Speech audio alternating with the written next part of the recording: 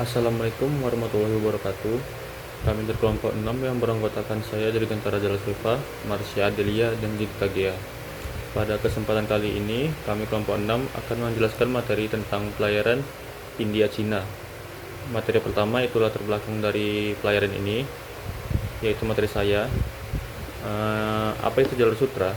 Jalur Sutra adalah jaringan perdagangan internasional kuno yang membentang dari Tiongkok hingga Roma. Jalur ini bukan sekedar rute dagang, tetapi juga jembatan pertemuan peradaban, mempertemukan budaya, agama, dan ilmu pengetahuan dari timur dan barat. Komoditas yang diperjualbelikan berupa kain sutra, rempah, wewangian, emas, dan barang mewah lainnya. Jalur ini menjembatani pertemuan budaya, agama, dan ilmu pengetahuan. Pada awalnya, Tiongkok tidak terlalu masif menggunakan jalur ini. Tiongkok mulai melirik jalur ini dikarenakan tingginya permintaan sutra dari Eropa Barat, khususnya Romawi. Rute jalur sutra dimulai dari Chang'an atau Xi'an di Cina, melewati kota-kota perdagangan di Asia Tengah, dan berakhir di kota Konstantinopel atau sekarang dikenal sebagai Istanbul.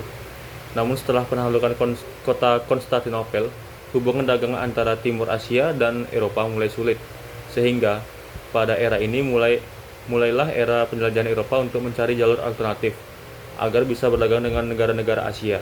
Dengan demikian, jalur sutra yang saat itu sangat menguntungkan bagi Tiongkok, kini tidak begitu menarik karena permintaan sutra dari Timur Tengah jauh lebih sedikit dibanding Eropa.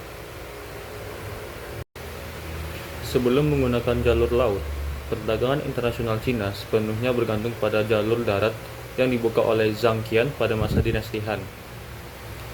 Namun seiring waktu, medan yang berat, ancaman perampokan, dan ketidakstabilan politik di sepanjang rute mendorong para pedagang untuk mencari alternatif yang lebih aman.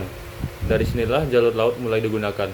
Rute ini bermula dari mulut Sungai Merah, melewati Selat Malaka menuju India dan Asia Tenggara, kemudian berlayar ke Teluk Persia hingga akhirnya mencapai Roma. Ada 5 faktor utama yang melatar belakangi lahirnya jalur laut ini. Pertama, permintaan dari kawasan Eropa yang sangat besar. Kedua, jalur dagang melalui Siberia rusak akibat perpindahan bangsa-bangsa secara besar-besaran, sehingga India mengalihkan permintaan emasnya ke timur melalui laut. Ketiga, tersedianya kapal jung berukuran besar yang mampu mengangkut 600 hingga 700 orang sekaligus. Keempat, ditemukannya pola angin musim oleh para pelaut, sehingga navigasi di laut menjadi lebih aman dan dapat diandalkan. Dan yang kelima, tersebarnya agama Buddha yang tidak mengenal sistem kasta, membuka pintu perdagangan antar bangsa yang sebelumnya terhalang sekat sosial dan budaya. Selamat pagi, perkenalkan nama saya Jenita Gea dengan NIM 2305111578.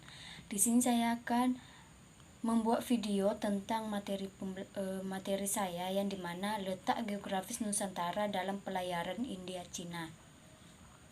Yang dimana letak geografis Nusantara merupakan salah satu faktor yang penting yang mempelajari besar dalam sejarah pelayaran dan perdagangan dunia, yang khususnya dalam hubungan antara India dan Cina. Secara geografis, Nusantara terletak di antara dua benua Asia besar, yaitu Asia dan Australia, serta diimpit oleh dua samudra besar, yaitu Samudra Hindia dan Samudra Pasifik, yang dimana posisi ini merupakan Nusantara sebagai wilayah yang berada tepat di jalur lalu lintas perdagangan internasional sejak masa lampau. Nah, dalam konteks pelayaran India-Cina, posisi ini sangat strategis karena kapal-kapal yang berangkat dari India menuju Cina tidak dapat menempuh perjalanan secara langsung tanpa melewati wilayah Nusantara. Hal ini disebabkan oleh faktor jarak, kondisi laut, serta kebutuhan akan tempat singgah selama perjalanan. Nah, Nusantara menjadi jalur alami yang menghubungkan kedua wilayah tersebut, sehingga hampir seluruh aktivitas pelayaran antara India dan Cina melibatkan pelayaran Nusantara. Selain itu juga jalur laut lebih banyak dipilih dibandingkan jalur darat seperti jalur sutra, karena mampu mengangkut barang dalam jumlah besar dengan biaya yang lebih efisien. Dengan demikian, Nusantara menjadi bagian dari penting dalam sistem perdagangan global. yang berkembang sejak awal Masehi. Nah, keunggulan letak geografisnya itu sendiri yang dimana Nusantara semakin terlibat dari keberadaan jalur-jalur laut strategis yang merupakan berbagai wilayah perdagangan dunia. Salah satu jalur terpenting adalah Selat Melaka yang menjadi penghubung utama antara Samudra Hindia dan Laut Cina Selatan. Selat ini dikenal sebagai jalur perdagangan tersibuk karena dilalui oleh kapal-kapal dari India yang menuju Cina maupun sebaliknya. Selain itu, terdapat juga Selat Sunda yang berfungsi sebagai jalur atraktif serta Selat Lombok yang memiliki kedalaman laut yang memungkinkan kapal besar untuk melintas. Nah, keberadaan selat-selat ini menjadikan Nusantara sebagai jalur yang sangat penting dan tidak dapat diabaikan dalam pelayaran internasional.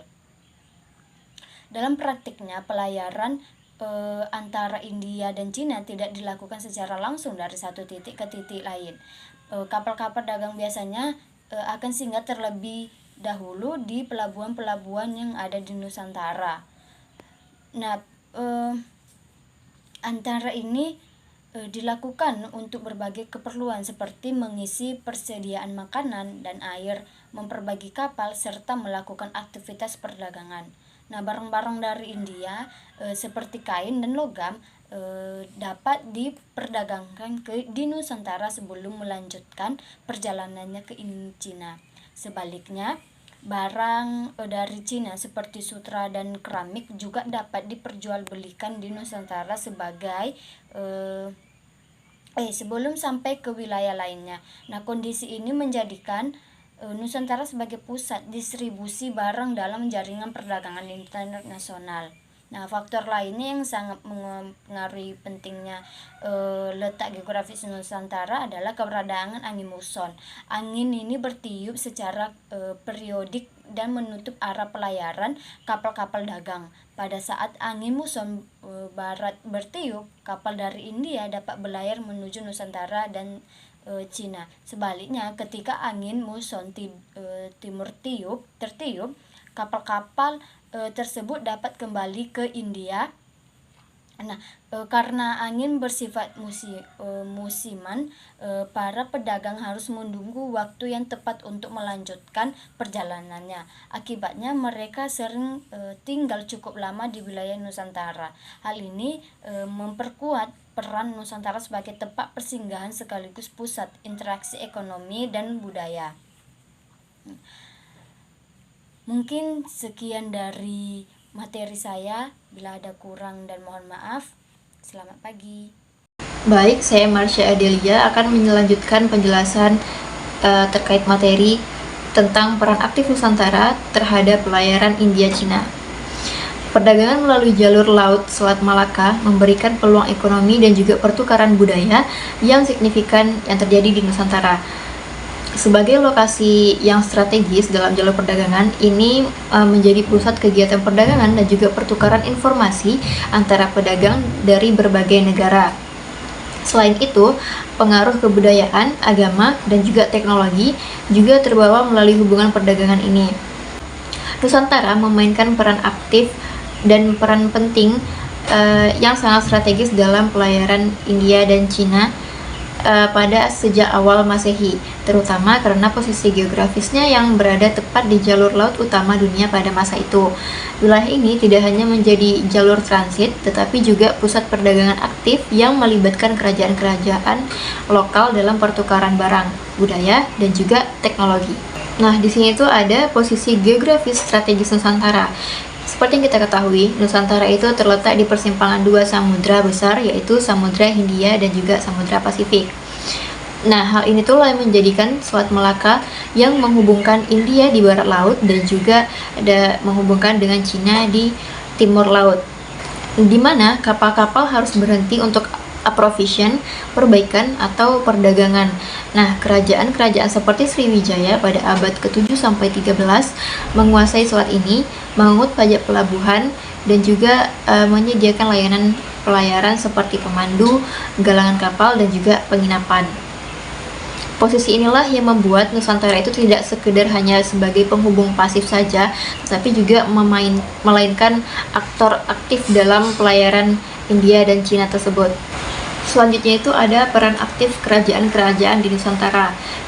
Yang pertama itu ada Kerajaan Sriwijaya yang merupakan contoh yang paling menonjol yang pernah kita ketahui sejauh ini, yang disebut juga dalam Prasasti Kedudukan Bukit tahun 683 Masehi sebagai pusat pelayaran yang mengendalikan Selat Malaka dan menjalin diplomasi dengan India serta Cina. Raja-Raja Sriwijaya mengirim utusan ke dinasti Tang Cina untuk menjaga hubungan, menerima gelar resmi, bahkan mempelajari teknologi pelayaran Cina seperti kompas dan juga peta angin monsun.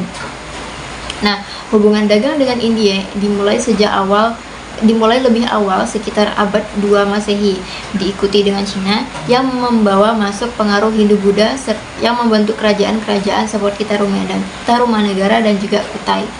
Kerajaan-kerajaan lain seperti Majapahit, yaitu pada abad ke-13 sampai 15 Masehi, mewarisi peran dengan armada laut besar dan juga mengirim ekspedisi ke India dan juga Cina untuk perdagangan dan diplomasi. Selanjutnya itu ada komoditas dan sistem perdagangan, di mana perdagangan ini berfokus pada barang mewah berharga dan nilai tinggi dan juga ringan. Dari Nusantara itu sendiri itu ada komoditas berupa rempah-rempah, kamper, dan juga rotan. Kalau di India sendiri itu ada kain katun, gula, dan juga berlian. Serta dari Cina sendiri itu ada sutra, tembaga, dan juga kertas. Selanjutnya itu ada dampak ekonomi dan juga budaya. Nah, peran aktif ini membawa akulturasi, yaitu masuknya agama Hindu, Buddha, dan juga Islam. Kalau agama Hindu dan Buddha itu dibawa dari India, yang dibawa langsung oleh pedagang Gujarat. Sedangkan kalau agama Islam itu dibawa dari India dan juga Persia. Kemudian itu ada teknologi pelayaran seperti layar tanja dan kemudian kayu maju berkat pertukaran dengan Cina. Nah, secara ekonomi, kerajaan-kerajaan Nusantara itu menjadi kaya raya karena membiayai pembangunan candi dan istana, serta membentuk jaringan politik regional yang disebut mandala atau lingkaran pengaruh.